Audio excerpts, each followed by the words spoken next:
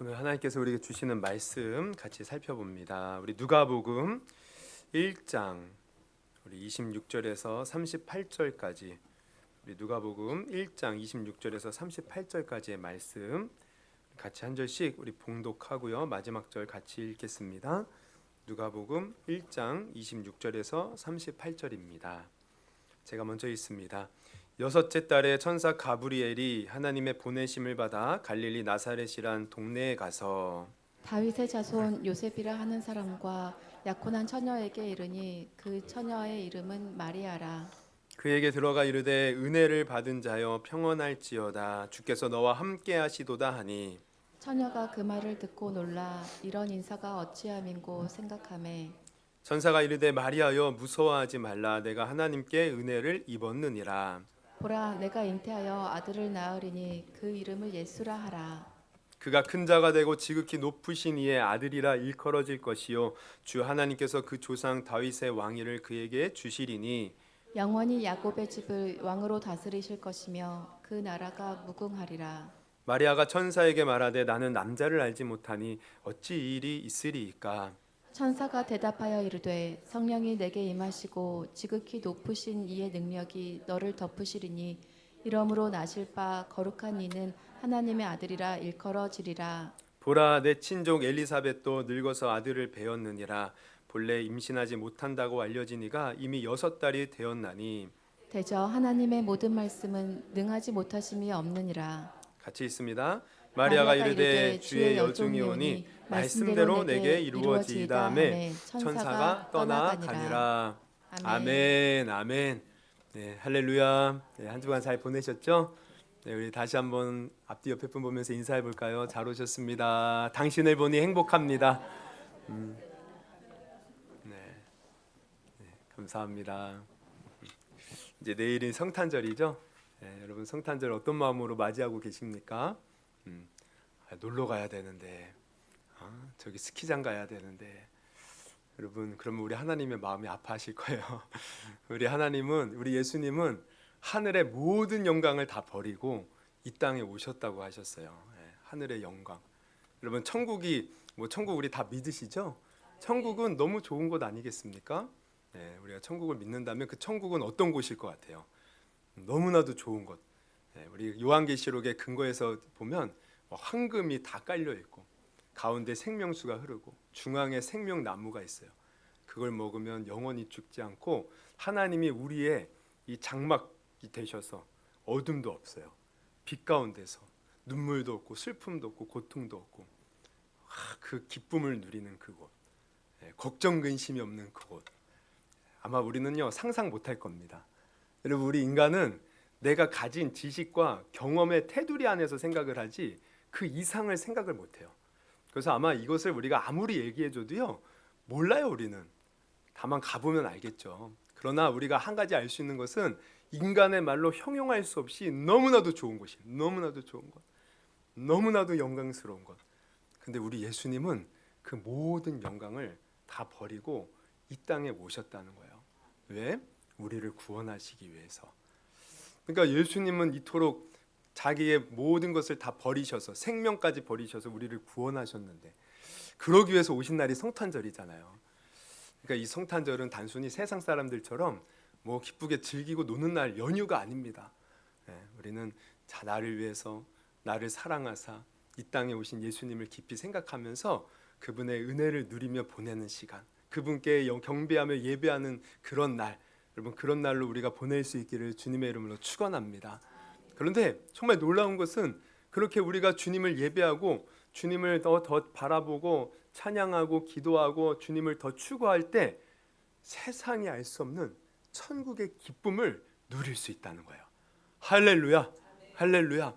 여러분 우리는요 정말 하나님 없이는 살 수 없는 존재예요. 하나님이 이 세상을 창조하셨어요.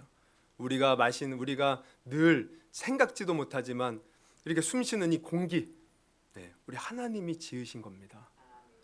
우리가 마시는 물, 우리가 먹는 음식들, 땅에서 나오는 모든 것들 다 하나님이 주신 거예요.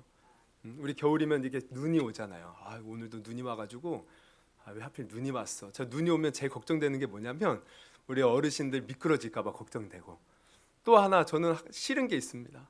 눈이 오면요 차가 지저분해져요. 차가 지저분해지는 게 제일 싫어요. 막 차가 지저분해지면 내 마음이 막 불안해요. 그래서 이제 끝나면 바로 또 세차해야 돼서 귀찮아서 그래서 그런데 근데 이 눈도요 다 필요합니다.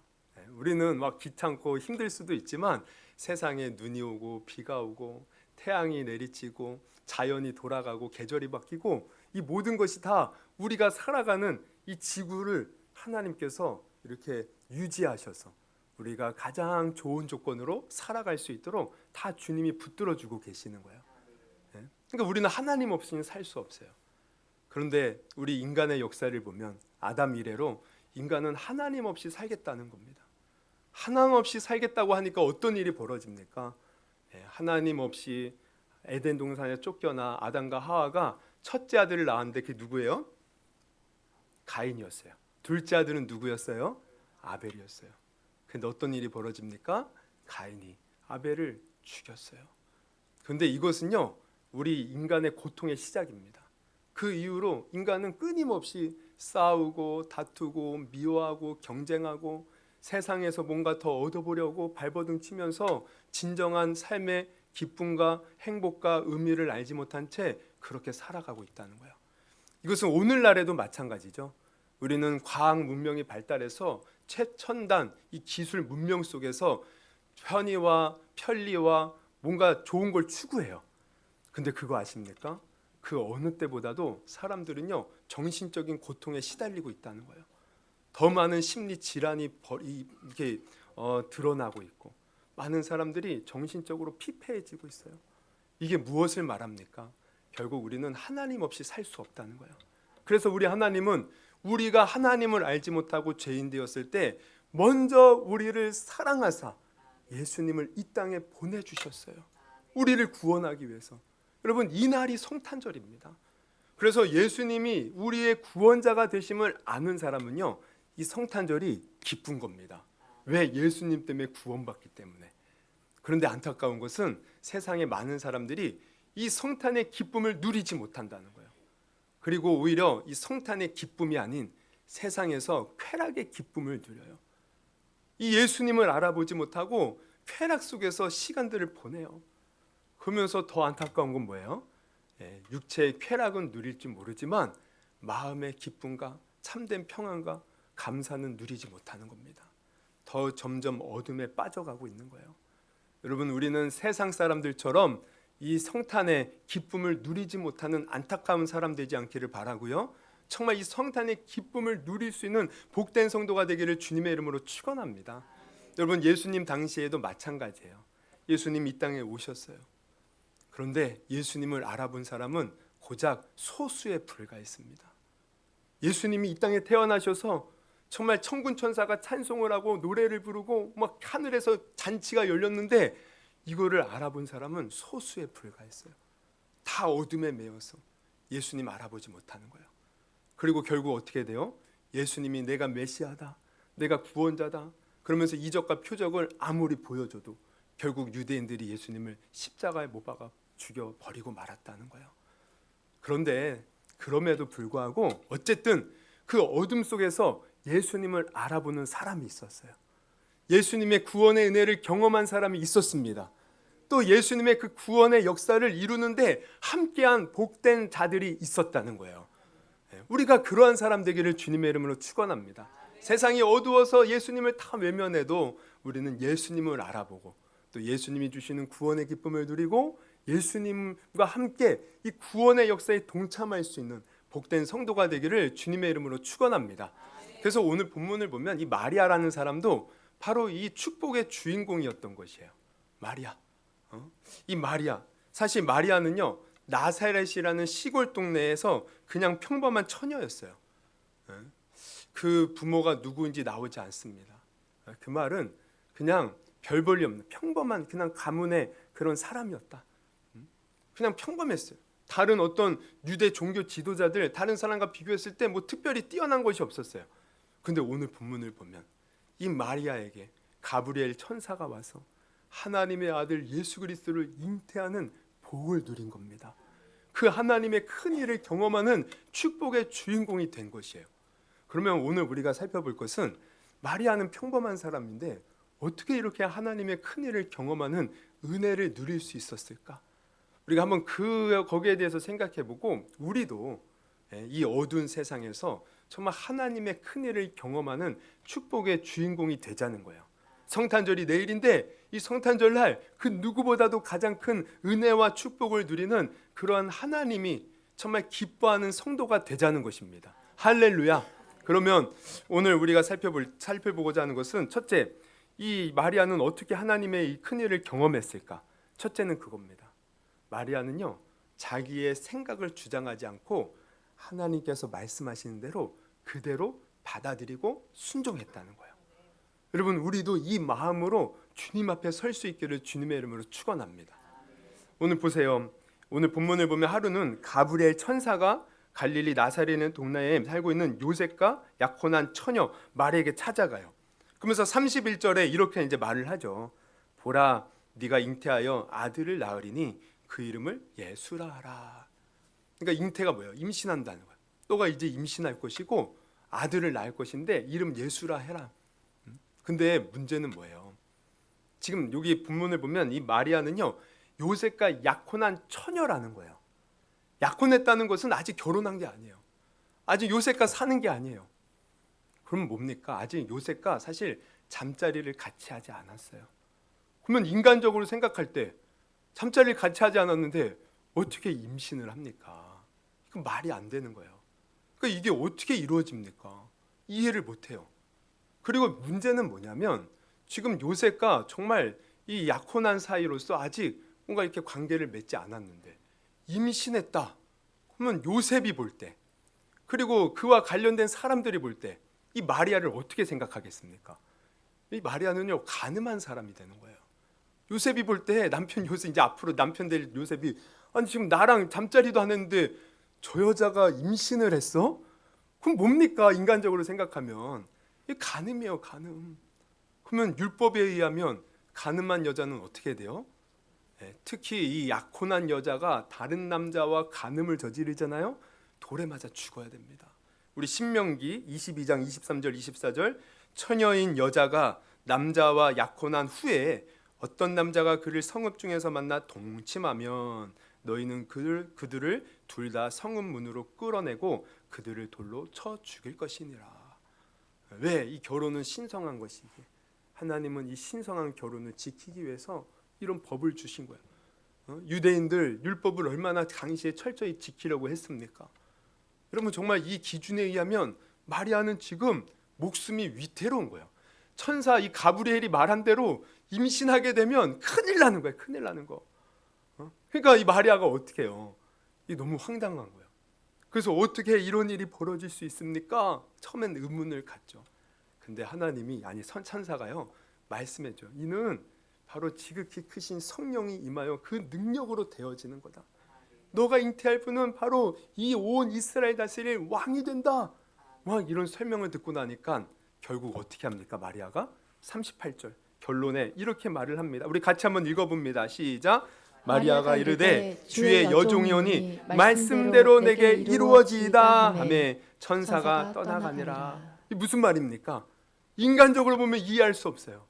이 일이 이루어지면 난 죽을 수도 있어요. 그러나 나는 하나님의 종입니다. 그저 주님이 말씀한 대로 내가 순종하고 그대로 따르겠습니다. 아멘 아멘 하면서 지금 이 말씀을 받아들이고 있다는 거예요. 할렐루야. 그러니까 자기의 생각, 자기의 지식, 자기의 어떤 마음 다 초월한 거예요. 하나님의 말씀이기에 그대로 순종하는 그 마음, 그랬더니 하나님의 큰 일을 경험하게 된 줄 여러분 아시기를 바랍니다. 그럼 우리도 마찬가지예요. 우리가 하나님의 은혜와 축복을 누리려면 주님이 말씀하실 때 과연 될까? 이거 맞을까? 따지고 계산하고 뭐 그냥 이리저리 막 재고 이럴 필요가 없다는 거예요. 하나님의 말씀은 여러분 그냥 무조건 믿고 받아들이고 순종할 수 있기를 주님의 이름으로 축원합니다. 그럴 때 하나님의 은혜와 축복을 누리는 거예요. 예수 그리스도를 믿으면 구원받는다. 여러분, 세상 사람들은 에이 뭐 예수만 믿으면 구원이야?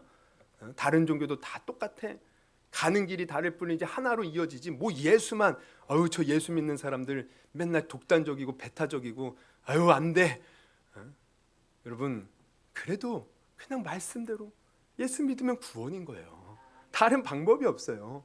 우리는 세상에 끌려서 과연 그럴까 이게 아니라 예수 믿으면 구원이다. 어떻게 해요? 그대로 받아들이면 구원 받는 것입니다. 할렐루야. 하나님이 우리와 함께 하십니다. 그 하나님께 기도하면 응답받습니다. 과연 그럴까? 내가 지금까지 경험해야만 그러지 않은 것도 같은데 그게 아니라는 거예요. 내가 지식, 내 경험으로 하나님을 판단할 것이 아니라 하나님의 말씀이 그렇다면 믿음으로 받아들이면 되는 것입니다. 그럴 때 하나님의 역사가 일어나는 것이에요.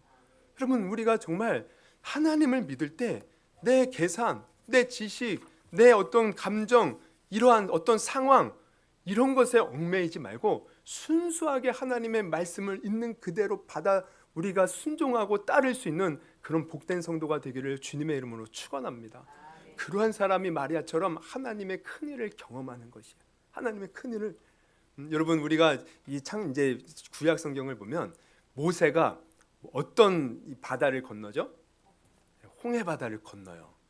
아주 지팡이를 딱 내밀었더니 막 이제 밤새도록 동풍이 불어서 이 바다가 갈라져요. 그래서 그 땅을요 마른 땅 같이 건넜다는 거예요. 근데 그거 아세요? 모세만 이렇게 뭐 바다를 건넌 것이 아니라 사실 여호수아도 가나안 땅에 이제 정복하기 전에 요단강을 건너죠. 요단강. 근데요 이 요단강을 건너는 것과 홍해를 건너는 것은 차이가 있습니다. 요단강을 건널 때는 어떻게 되냐면 이제 이 먼저 우리가 이제 좀 전에도 말씀드렸듯이 홍해를 건널 때는요 모세가 지팡이를 먼저 내밀었어요. 그랬더니 바람이 불어서 땅이 먼저 갈라졌어요. 그리고 그 땅을 보고 바다가 갈라졌어요. 그래서 그 바다로 땅이 난 그 길을 보면서 걸었거든요. 근데 요단강을 건널 때는요 물이 막 넘실넘실 아직 갈라지지 않았습니다. 땅이 안 보였습니다. 근데 발을 먼저 밟은 거예요. 먼저 그 물속으로 들어간 거예요. 그랬더니 길이 열린 겁니다. 한번 여호수아 볼까? 여호수아 3장 15절에서 17절. 요단이 이제 요단강이죠. 요단이 곡식 거두는 시기에는 항상 언덕에 넘치더라. 그러니까 지금 이게 언덕에 넘치는 이 범람할 때예요. 궤를 맨 자들이 요단에 이르며 궤를 맨 제사장들의 발이 물가에 잠기자. 곧 위에서부터 흘러내리던 물이 그쳐서 여호와의 언약궤를 맨 제사장들은 요단 가운데 마른 땅에 굳게 섰고 그 모든 백성이 요단을 건너기를 마칠 때까지 모든 이스라엘은 그 마른 땅으로 건너갔더라. 그러니까 하나님께서 너 요단강 건너라 했을 때는요 물이 그냥 넘실거리는 거예요. 아니 갈라져야 건너지 말든지 하지. 근데 뭘 말하냐면 여호수아는 그 백성들과 함께 먼저 물을 밟았다는 겁니다. 그냥 죽든지 말든지 들어가겠다 들어간 거예요. 그랬더니 길이 열린 겁니다. 여러분 우리의 믿음이 이와 같아야 된다는 거예요. 하나님이 말씀하셨을 때 아니 아직 되어진 게 없는데요. 아직 이루어진 게 없는데요. 손에 잡힌 게 없는데요. 눈에 보이는 게 없는데요. 어떻게 합니까? 그게 아니라는 거예요. 주님이 말씀하셨을 때 그대로 말씀을 믿고 순종하면 그때 하나님의 놀라운 역사가 일어난다는 것을 여러분 아시기를 주님의 이름으로 축원합니다. 그러니까 우리가 하나님의 말씀에 순종해야 되는 이유가 여기 있어요. 우리가 모험하지 않으면 하나님의 역사 경험하지 못해요. 그저 눈에 보이는 것만 따라가면 그것은 어쩌면 하나님의 길이 아닐 수가 있어요. 우리는 깊이 하나님의 말씀을 묵상하고 기도하며 하나님을 찾아서 하나님이 주시는 감동의 말씀대로 순종하며 살아갈 때 여러분 살아계신 하나님 우리도 경험할 수 있습니다. 오늘 우리도 하나님의 그 놀라운 역사 우리 가정 가운데 행하시는 놀라운 하나님의 역사들 경험할 수 있습니다. 할렐루야. 여러분 마리아처럼 그저 내 상황과 내 지식과 생각을 초월해서 하나님의 말씀을 받아들이고 순종할 수 있는 저와 여러분이 되기를 주님의 이름으로 축원합니다. 둘째로 마리아가 하나님의 큰 역사를 경험할 수 있었던 것은 어떤 걸까요? 바로 그에게 하나님의 은혜가 있었기 때문에 그래요. 오늘 28절을 보면 가브리엘이 마리아에게 이렇게 말을 하죠. 그에게 들어가 이르되 은혜를 받은 자여. 28절.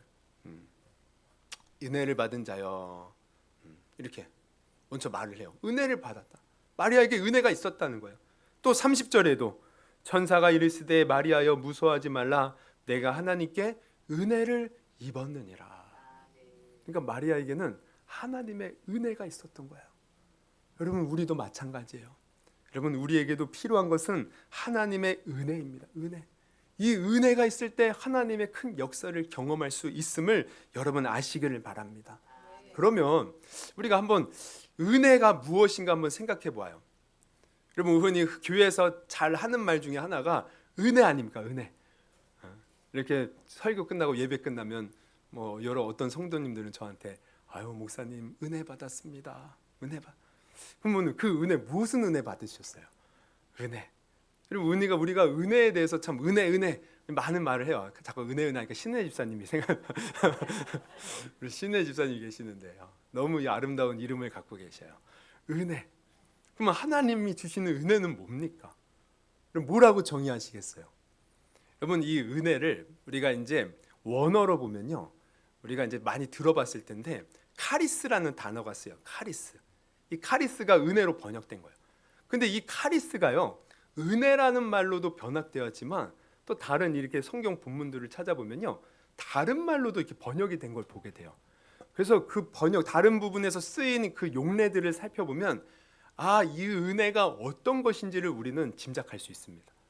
그러면 이제 찾아보면 몇 가지만 말씀드리면 누가복음 2장 52절, 누가복음 2장 25절에 이런 말씀이 있어요. 예수는 지혜와 키가 자라가며 하나님의 사람에게 더욱 사랑스러워 가시더라. 하나님과 사람에게 더욱 사랑. 여기서 사랑이요, 원어로 보면 카리스예요. 그러니까 이 은혜라는 것은 바로 하나님께 사랑받는 걸 말합니다. 사랑받는 게 은혜예요. 내가 은혜 받았어. 그것은 곧 내가 하나님께 사랑받았다는 거예요. 또 우리 사도행전 2장 47절입니다. 우리 한번 같이 읽어봅니다. 시작.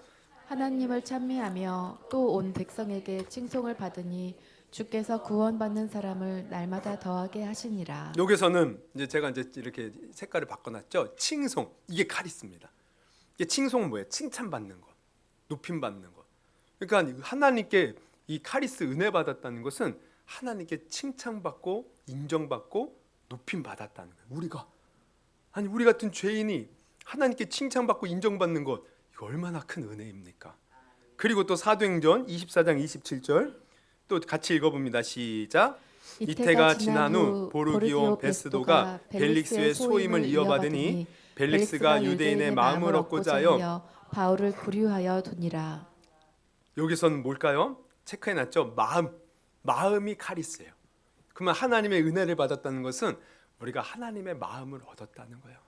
근데 그렇잖아요. 하나님은 우리에게 온 마음과 정성과 심지어 생명까지 쏟아주지 않았습니까? 우리는 하나님의 그런 마음을 얻은 자예요. 얼마나 큰 은혜예요. 또 마지막으로 하나 더 봅니다. 빌레몬서 1장 7절 또 같이 읽습니다. 시작. 형제여 성도들의 마음이 너로 말미암아 평안을 얻었으니 내가 너의 사랑으로 많은 기쁨과 위로를 받았노라. 여기서 기쁨이 카리스입니다. 그러니까 내가 하나님의 은혜를 받았다는 것은 하나님의 기쁨이 임했다는 거예요. 세상을 보면 사람을 보며 세상을 보니 만족함이 없더라. 근데 우리 구주 예수 보니 우리 주님 보니 만족함이 있고 기쁨이 있는 거예요. 은혜를 받으면요 기쁨이 넘치는 겁니다. 그러니까 이 은혜를 받은 사람들 보면 진짜 은혜가 정확히 뭔지는 몰라도 나 은혜 받았어요. 막 기쁨이 넘치는 걸 보게 돼요. 이게 예배 신기한 것은요. 예배 전에는요 다들 뭐 아침밥도 안 드시고 오셨는지 주일날 보면 그냥 다 표정이 굳어 있어. 보면. 근데 진짜 신기한 거는요. 예배가 끝나잖아요. 그럼 얼굴이 다 환해져 있어요. 저는 두 가지를 추측해요. 지루한 예배 끝나서 기분 좋다. 그래서 신나는 거 하는 건가? 아니면 정말 은혜 받아서 신나는 건가? 여러분 은혜 받아서 기쁨이 넘치기를 주님의 이름으로 축원합니다. 그러니까 은혜는요 결국 뭐예요? 내가 하나님께 은혜 받았다는 것은 사랑받았다는 거예요. 그분께 내가 인정받았다는 거예요. 그분께 내가 높임을 받고 칭찬받았다는 거예요. 그 주님의 마음을 얻었다는 겁니다. 그 주님이 주시는 세상이 알 수 없는 기쁨을 받았다는 거예요. 그럼 여러분 생각해 보세요. 여러분 세상에서도요 사실 우리 모든 인간은요 누군가로부터 사랑을 추구합니다. 다른 사람으로부터 인정받기를 원해요. 늘 누군가로부터 기쁨을 받기를 원해요. 이게 사람의 본능입니다. 본능. 그래서 이 기쁨과 사랑을 받을 때 사람은요, 인간다운 삶을 살 수 있어요. 이게 심리학적으로도 연구한 결과예요. 근데 반대로 사랑을 받지 못해, 칭찬받지 못해, 부모로부터도 사랑받지 못하고 부모에게 칭찬받지 못하고 맨날 부모한테 구박받아. 그럼 그 인생이 어떻게 될까요? 불행하게 돼요. 여러 가지 심리적이고 정신적인 질병과 아픔을 앓습니다. 그리고 끊임없이 사랑을 추구하며 살아요. 그 만족되지 않은 그것을 위해서 뭔가 중독되기도 해요. 여러분, 세상도 그래요. 그러니까 우리가 어쩌면, 그런데 우리가 문제는 뭐예요? 세상은요, 어떻게 보면 참되게 나를 사랑해 주는 사람이 있을까요? 당신 아니면 안 돼. 그래서 우리가 연애할 때 당신만 사랑할 거야. 그래서 우리가 결혼해요. 정말 이 사람만 있으면 행복할 것 같아서 결혼하잖아요. 근데 정말 그 사람이 있어서 여러분 만족하고 행복합니까? 우리 현실은 사실 그렇지 않을 때가 많지 않습니까? 서로가 불완전해. 뭐 나쁘다기보다 서로가 불완전한 거야. 서로가 다 사랑받기를 원하는데 우리가 다 불완전한 거야. 그래서 싸우기도 해요. 힘들어하기도 해요. 아파하기도 해요. 우리 자녀들도 마찬가지죠. 부모의 사랑은 정말 가히 이루 말할 수 없는 높은 사랑이에요. 그러나 그 부모의 사랑도 불완전해요. 그래서 사실 우리가 자녀들을 보면 상처받았다 얘기를 할 때 누구에게 가장 많은 상처를 받아요? 부모에게 가장 아니 부모가 가장 사랑하는데 왜 부모에게 상처를 받습니까? 그래서 방황하는 사람들이 얼마나 많은지 몰라요. 그러니까 어떻게 보면 세상은요, 사랑을 추구하고 누군가에게 인정받기를 추구하고 뭔가 와 그렇게 갈급한데 제대로 완벽하게 사랑해주고 인정해주는 사람이 없으니까 어쩌면 세상이 이렇게 혼란스러울 수도 있어요. 그런데 이런 혼란 가운데 아파하고 힘들어하는 사람이요, 하나님의 은혜를 받으면 어떻게 됩니까? 와, 그 영혼이 살아서 기뻐서 하나님의 사랑받았다고, 하나님의 인정받았다고, 그 세상이 알 수 없는 기쁨과 평안과 감사를 누리는 축복의 주인공이 되더라는 거예요. 할렐루야. 우리가 다 경험해 보지 않았습니까? 저는 너무 뼈저리게 사실 경험했어요. 제 20대는 질풍노도의 시기라고 한마디로 정의할 수 있어요. 근데 가만히 생각해 보면 늘 외롭고 고독했어요. 뭔가 갈급했어요. 저는 내 인생에 그 누구도 함께하지 않는 것 같았어요. 저는 추운 겨울이 오면요, 항상 머릿속에 시상이 떠올라. 야, 이 추운 겨울, 내 인생이 추운 겨울이라고. 저 나뭇잎을 벗고 벌거벗은 가지만 앙상한 나무처럼 내 인생은 그렇게 벌거벗은 채로 추위를 맞이하고 있다고. 고독한 인생, 힘든 인생, 그러면서 삶의 의미를 모르고 그렇게 살았어요. 근데 우리 예수님이 저를 찾아와서 저를 사랑한다고, 너를 귀하게 여긴다고, 하나님이 그 예수 그리스도를 통하여 사랑을 보여주시는데 제 인생은 그때 바뀌었습니다. 할렐루야. 근데 이것은 저만의 경험이 아니라 이 역사, 기독교 역사를 보면 다 그거예요. 베드로 예수님 세 번 부인했잖아요. 근데 예수님이 찾아가 네가 나를 사랑하느냐? 주님 자신 있게 말을 못해요. 왜? 자기가 부인했잖아요. 주님이 내가 주님 사랑하는지 주님이 아시죠. 정말 사랑하고 싶은데 내 인간의 힘으로는 할 수 없어요. 근데 예수님이 뭐라 그래요? 야, 내가 너를 인정한다는 거예요. 내 양을 쳐라. 내 어린 양을 먹이라. 그 연약한 베드로 주님이 받아주신 거예요. 베드로뿐입니까? 다른 제자들 다 마찬가지예요. 그러니까 이 제자들이 하나님의 사랑과 은혜를 받으니까 오순절날 성령 받고 나니 어떻게 돼요? 완전히 다른 사람이 돼버리는 거예요. 그러니까 이 하나님의 은혜는 바로 이것입니다. 마리아도요, 하나님의 지금 은혜가 임한 거예요. 내가 너를 사랑한다. 내가 너를 인정한다. 내가 너에게 모든 마음을 주었다. 내가 너에게 기쁨을 준다. 그러니까 지금 상황은요, 아기 나오면 큰일 나는 상황이에요. 내가 임신하면. 그럼에도 불구하고 이 은혜가 있으니까 주님의 뜻대로 나를 사용하여 주옵소서. 주님만 함께 하시면 됩니다. 할렐루야. 여러분, 우리도 이 은혜 받기를 주님의 이름으로 축원합니다. 하나님의 은혜 지금도 여러분 가운데 임하려고 기다리고 있어요. 마음이 힘들고 괴롭고 공허합니까? 인생이 안 풀립니까? 뭔가 마음이 답답합니까? 우리에게 필요한 것은 하나님의 은혜예요. 이 세상의 그 어떤 것보다도 완벽하게 사랑한 그 하나님의 사랑, 이 세상 사람들이 나를 무시해도 나를 인정해 주시는 주님의 칭찬, 이 세상 사람들이 내게 마음을 주지 않아도 온 마음을 주신 하나님의 그 마음, 여러분 이 성탄절을 맞이하여서 예수 그리스도를 통하여 이 은혜를 누릴 수 있는 저와 여러분이 되기를 주님의 이름으로 축원합니다. 이 은혜 받을 때 하나님의 큰 역사를 경험하는 겁니다. 할렐루야. 또 우리 세 번째로 이 마리아는 어떻게 하나님의 큰 역사를 경험합니까? 바로 성령의 능력이 임했기 때문에 그래요. 그러니까 마리아는 성령의 능력을 의지한 거예요. 34절을 보면 천사가 네가 잉태하여 아들을 낳을 것이다 얘기했을 때 이렇게 반문을 해요. 마리아가 천사에게 마르되 나는 남자를 알지 못하니 어찌 일이 있으리이까. 이것은 물론 의심하는 것일 수도 있지만 아니 그냥 순수하게 물어보는 겁니다.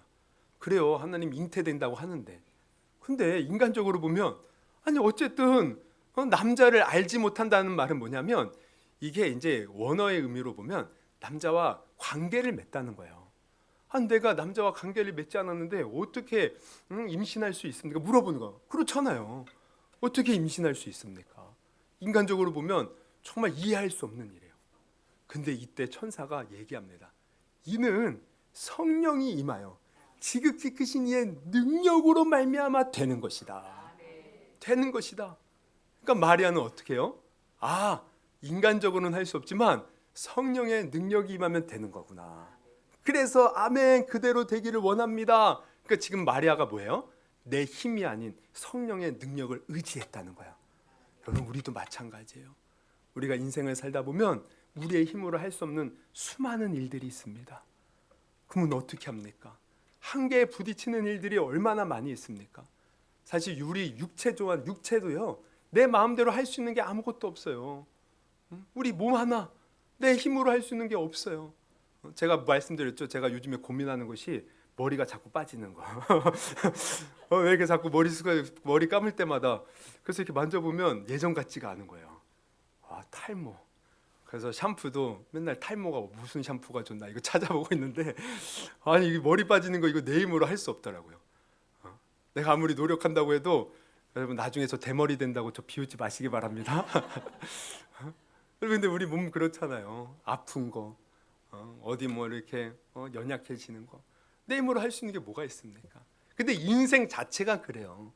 내가 뭐 돈을 많이 벌고 싶다고 내 마음대로 벌 수 있는 것도 아니고 내가 누군가 관계를 잘하고 싶다고 또 내 마음대로 되는 것도 아니에요. 내가 어디를 가나 뭔가 좀 잘 살아보고 싶은데 때로는 그것조차 내 마음대로 되는 것이 아무것도 없어요. 우리 인생은 그래요. 그런데 여러분 기억하십시오. 비록 내 힘으로 아무것도 할 수 없는 연약한 우리는 인생을 살아가지만 하나님의 보내주신 성령, 이 성령의 능력이 임하면 우리는 하나님 안에서 못할 것이 없다는 것입니다. 대저 하나님의 말씀은 능하지 못한 일이 없느니라. 내가 성령을 의지하면 하나님의 말씀이 우리 삶 가운데 놀라운 역사를 일으키는 능력의 말씀이 된다는 것을 여러분 분명히 깨닫기를 주님의 이름으로 축원합니다. 그러니까 우리가 의지할 것은 성령의 능력이에요. 근데 감사한 것은 예수님이 이 땅을 떠나실 때 성령을 부어주신다고 하지 않았습니까? 성령으로 살면 되는 거예요. 여러분 다윗을 보세요. 다윗이 이제 사무엘로부터 기름 부음을 받아요. 사무엘상 16장을 보면 근데 이 기름 부음을 받았을 때 어떤 말이 나오는지 아십니까? 다윗이 하나님의 영으로 감동받았다. 즉 그 영으로 충만해졌다는 거예요. 우리 한번 말씀 찾아봅니다. 사무엘상 16장 13절 같이 한번 읽습니다. 시작. 사무엘이 기름 뿔병을 가져다가 그의 형제 중에서 그에게 부었더니 이날 이후로 다윗이 여호와의 영에 하나님께 크게 감동되니라. 이 여호와의 영, 즉 성령으로 충만해졌다. 성령의 능력이 있었다는 거예요. 그래서 놀라운 게 뭐냐면 다윗은 지금 현재 목동이에요. 양치는 자. 그냥 시골 베들레헴은요 시골 동네입니다. 그냥 시골 동네에서 양치는 아주 평범한 자. 그런데요 지금 16장 이렇게 보면 지금 이렇게 감동되었다 이렇게 나오죠. 바로 이어지는 내용이 뭔지 아세요? 그 내용이 나와요. 사울 왕이요 하나님께 버림받잖아요. 근데 버림받아서 어떻게 되냐면 하나님의 영이 떠나가니까 악령이 찾아오는 겁니다. 여러분 이거 참 제가 예전에 이제 나중에 한번 설교를 할 텐데 여러분 우리가 하나님의 영이 없는 것은요 항상 악령이 지배해요. 어둠의 영. 그래서 우리는 이 땅에서 진정한 하나님 없이는 행복을 누릴 수가 없는 거예요. 그러니까 사울 왕도 하나님의 영이 떠나니까 악령이 막 그래서 막 번뇌하고 막 괴로워합니다. 어쩔 줄을 몰라 합니다. 그래서 이것을 달래줄 수 있으라 사람을 찾아와라. 그래서 이제 소문 끝에 다윗을 데리고 온 거예요. 수금을 잘 타는. 그래서 다윗이요 수금을 타줘요. 그랬더니 어떤 일이 벌어져요? 사울 왕을 괴롭히는 악령이 떠나가더라는 거예요. 우리 사무엘상 16장 23절 하나님께서 부리시는 악령이 사울에게 이를 때에 다윗이 수금을 들고 와서 손으로 탄즉 사울이 상쾌하여 낫고 악령이 그에게서 떠나니라. 여러분 수금 탄다고 이 악령이 떠났을까요? 아니에요.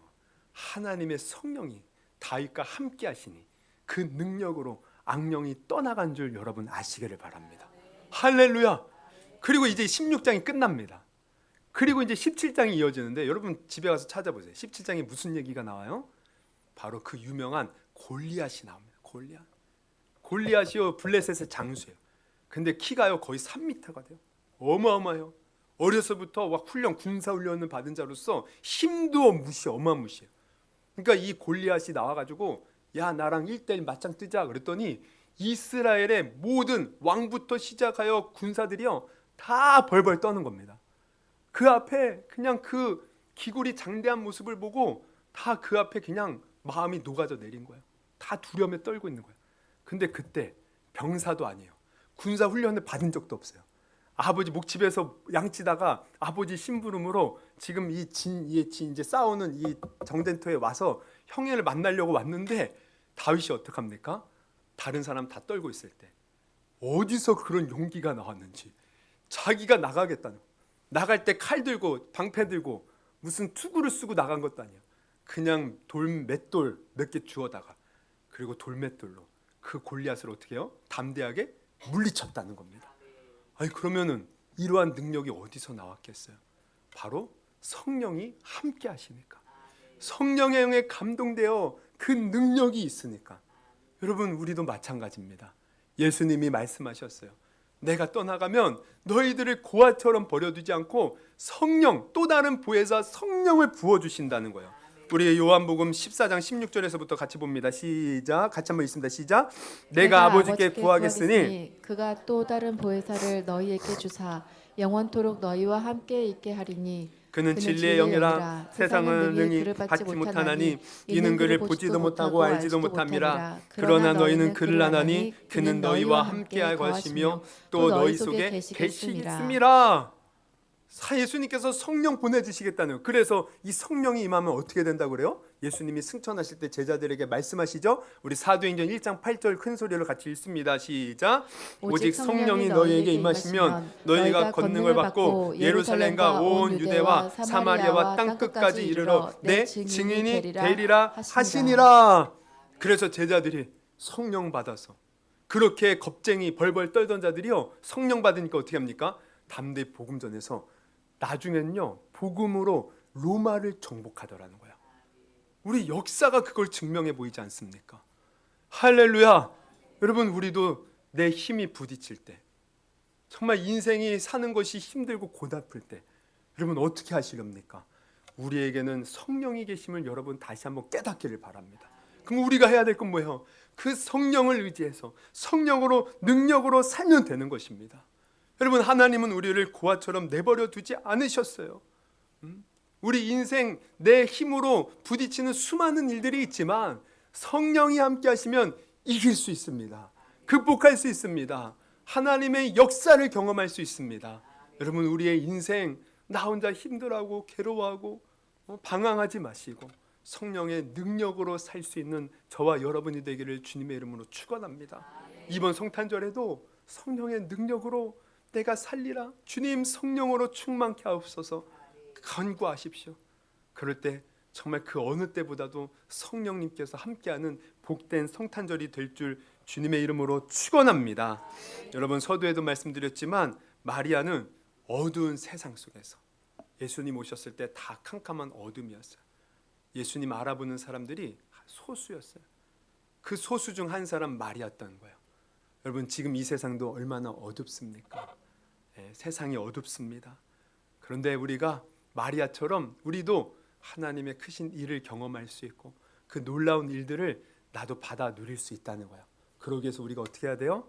마리아처럼 내 생각 내려놓고 주님 말씀대로 이루어지리이다. 나는 주님의 종이오니 주님 말씀대로 되기를 원합니다. 그 말씀대로 그대로 순종할 수 있기를 바랍니다. 그리고 또 우리가 어떻게 해야 돼요? 우리가 하나님의 은혜가 필요해야 돼요. 그래서 우리는 은혜 받는 자리에 오면 됩니다. 주님께서 분명히 하나님이 말씀하셨어요. 구하라 주실 것이요, 찾으라 찾을 것이요, 두드리라 열릴 것이라. 예레미야 29장에 보면 너희를 향한 내 생각을 안 하니 재앙이 아니다, 소망이다, 미래에 희망을 주기를 원한다. 그래서 내게 와서 부르짖으면 내게 응답할 것이고 네가 나를 찾으면 내가 만나리라. 이게 뭡니까? 은혜 주겠다는 거예요. 우리가 간절히 주님을 찾으면 은혜 주겠다는 거예요. 은혜 베풀어 주시겠다는 거예요. 여러분, 인생에 은혜가 필요하면 구하십시오. 그러면 주님의 은혜를 주실 것이고 은혜로 말미암아 우리가 하나님의 놀라운 일들을 경험할 것이고 또 우리는 혼자가 아니라고 그랬죠? 성령이 함께 하십니다. 성령의 능력으로 내가 살리라 다짐하시고 또 이것을 위해서 기도할 때 여러분, 이번 성탄절 그 어느 때보다도 정말 살아계신 하나님 경험하고 정말 그 구원의 은혜를 경험하고 정말 하나님께서 내 삶 가운데 이루시는 놀라운 일들을 또한 내가 느낄 뿐만 아니라 비전을 품고 내가 기쁨으로 살아가리라. 또 그렇게 우리의 삶이 회복되는 놀라운 은혜의 시간이 되기를 주님의 이름으로 축원합니다. 할렐루야. 우리 한번 기도했으면 좋겠습니다. 우리 한번 오늘 들은 말씀 놓고 우리 기도하실 때 여러분, 마리아 평범한 처녀였어요. 그러나 오늘 하나님의 놀라운 역사를 경험했어요. 어떻게 해요? 순종한 겁니다.